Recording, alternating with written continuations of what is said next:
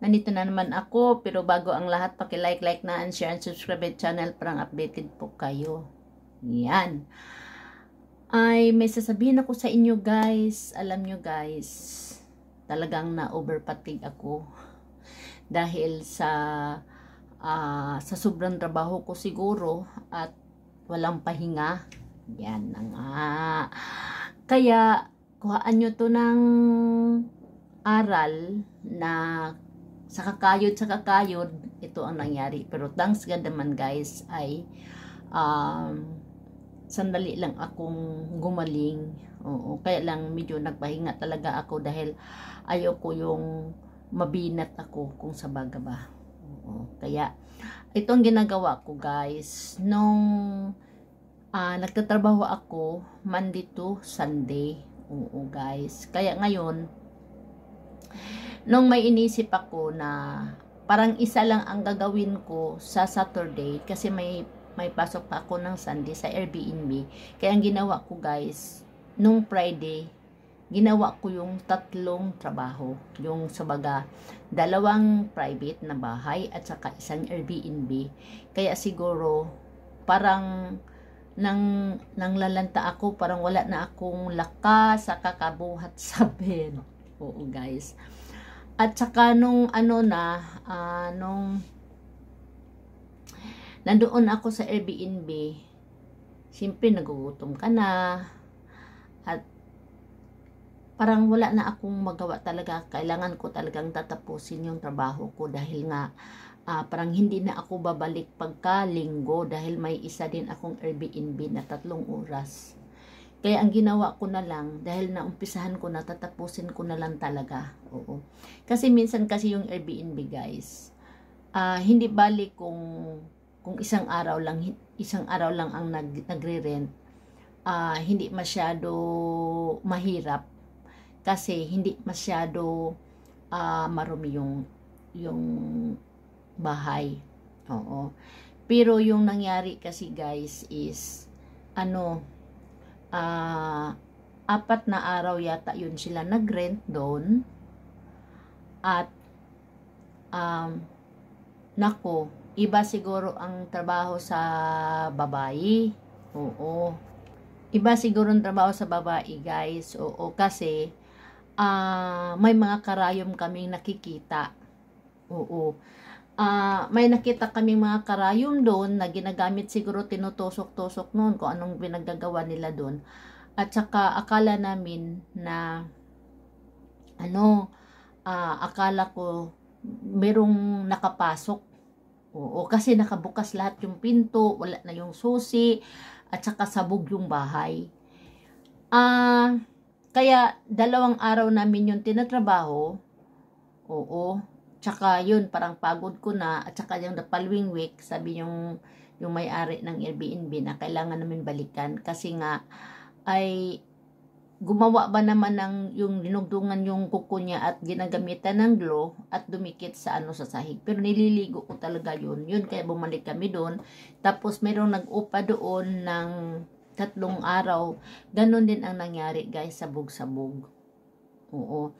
Kaya kailangan ko talagang linisin ng mabuti para naman na komportable yung makasunod sa trabaho. Kaya siyempre sa 3 bahay ba naman ang nililinis ko na, parang yung katawan ko parang nag-give up.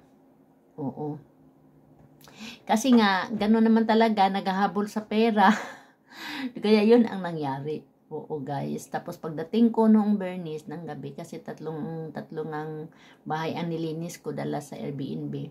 Yung katawan ko guys, parang nanglalambot ako, na masakit yung buong katawan ko, at saka parang masakit talaga, para talagang trangkaso. Oo, trangkaso talaga yun. Di ako maniwala yung isang words na yun na hindi yun guys. O, kasi yung iba dito, ibang clients ko ganun pa rin ang papaniwala nila, pero ako hindi mo ako mapapaniwala niyan. Trangkaso talaga yun guys. Tapos nung nilalamig ako, sabi ko ng asawa ko, at ako'y pupunta sa kwarto natin at ako'y hihiga dahil yung katawan ko talagang yung pinapalo ako. Oo, kasi siyempre nabubuhat ba naman sa ano guys, at saka yung pagbabacuum, um, pagmamap, tapos ng bahay, tapos mataas-taas na oras, kaya yun ang nangyari sa akin. Pero yun lang talagang nangyari. Ako minsan lang ako nagkasakit guys, pero yun ang nangyari kasi ano naman kasi ako guys, yung 'di ba yung iba paggaling sa trabaho kahit anong pagod, kahit nagtayo buong araw, naliligo sila pagdating. Ako hindi guys. Namumunas lang ako. O pinupunasan ko lang yung or naghuhugas ba ako sa ano ko, importante ko sa lawas ko, sa katawan ko. Yun lang ang talagang aanuhan ko. Pero hindi yung buong katawan ko babasain kasi nasubukan ko na yan nung nandoon ako sa Bahrain. So, mas maigit pa sa umaga ka maligo, huwag ka lang maligo pagdating mo guys. Oo, kasi kung ganun ang ginawa ko na pagdating ko sa bahay maliligo, siguro tagal na akong na-paralyze. Oo. Sa awa naman ng Diyos, sa 58 years old naman ako, wala naman akong giminti na ano, kasi nga nag-ingat nga ako sa katawan, yun lang nga, minsan tatlong bahay ang nililinisan ko, yun lang talagang nangyari sa akin. Oo, kasi nung naglinis kasi ako sa isang bahay, yung pangalawang bahay, paglabas ko kasi naulanan ako. Tapos naghatid ako ng box, lalo akong naulanan. Oo. Tapos parang hinahayaan ko lang yun.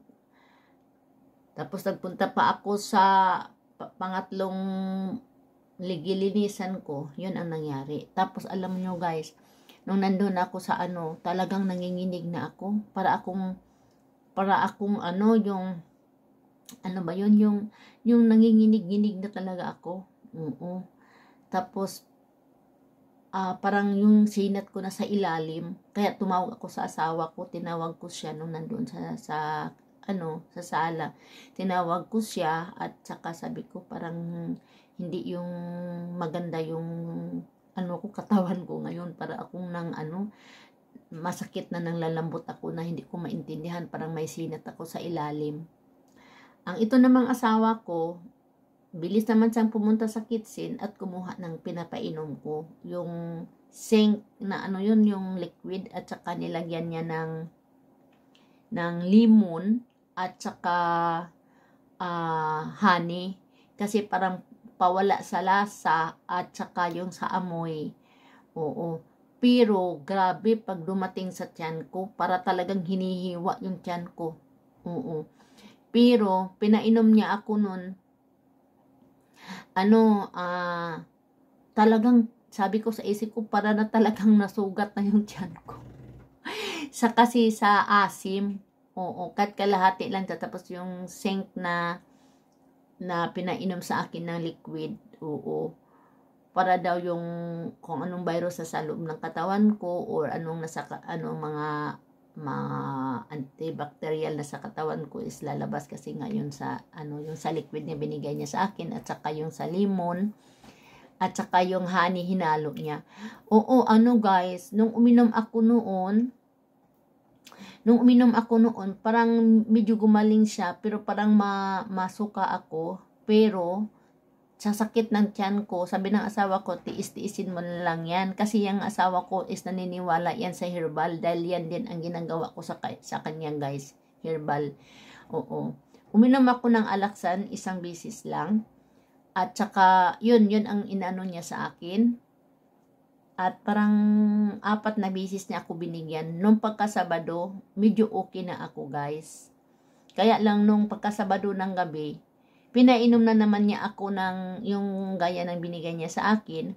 Sabi ko, wag mo na ako kasing bigyan yan. Kasi parang yung tiyan ko parang hinihiwa. Sabi naman ng asawa ko, kasi lalo na kung kaunti lang kinain mo, tapos uminom ka nun, siyempre, maasim yung limon, di ba? Kahit may honey siya, maano talaga, para talaga yung tiyan mo, para talagang hinihiwa talaga, parang dito sa isip ko, ay naku, parang pakiramdam ko talaga is yung gililinis yung tiyan ko. Oo, gilinis talaga yung tiyan ko. Tapos, yun, gumaling ako guys, yun lang binigay sa asawa ko. Hawa naman ng Diyos hanggang ngayon. Kaya lang, sabi ng asawa ko is kailangan kong magpahinga. Oo. Kaya lang, kahit nagpahinga ako, nagtatrabaho ako, pero giano niya ako, gilimitan niya muna ako ng magpuyat. Oo. Kasi, gusto niya na talagang gumaling na ako ng gumaling. Oo. Kaya, yun, mahirap. Siyempre, nagkayod ako guys, nagkayod kami, at mabuti na lang yung asawa ko is tumutulong siya pag Airbnb na yung tatrabahuin ko. Pero sa iba naman ng bahay, hindi ko naman sa pinapatulong guys.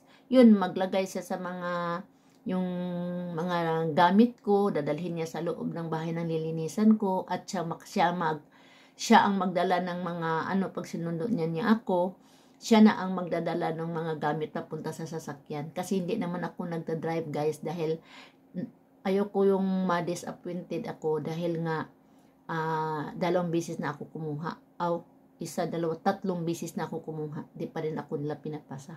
Pero umaabot na ako ng malayo mag-drive guys, kasama ng asawa ko. Oo. Kasi ito kasi mahirap. Kaya sabi ko ng asawa ko, ayoko talagang magkuha ng lisensya kasi nai-stress ako. Oo. Kasi parang pira-pira lang dito guys. At saka pangalawa din, ang inisip ko na ayoko yung asawa ko na mag-standby na lang sa bahay. Kasi simple nagda-drive na ako. Tapos kahit saan-saan, baka saan-saan na lang din ako pumupunta. Kaya ang ayoko, ang inisip ko na lang na siya na lang mag-drive sa akin.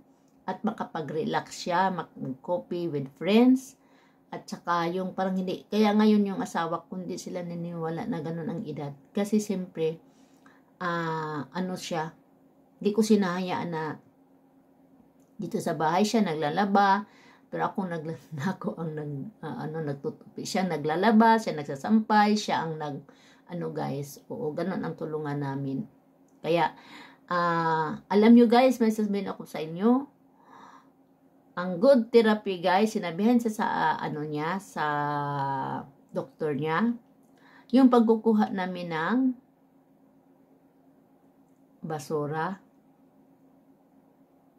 Yan ang magandang therapy. Oo. Sasabihin ko sa inyo guys, ikukwento ko sa inyo yan sa susunod ko na video.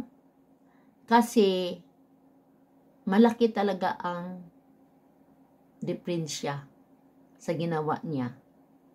Kaya, sana makakuha kayo ng aral. Huwag kayong magpabaya sa sarili na kagaya ko na sobrang kayod. Dahil, yan ang nangyari sa akin. Oo guys. Kaya, sana mapulutan nyo ng aral. Oo. At isusunod ko yung therapy na ginamit ng asawa ko. Kaya, bye for now.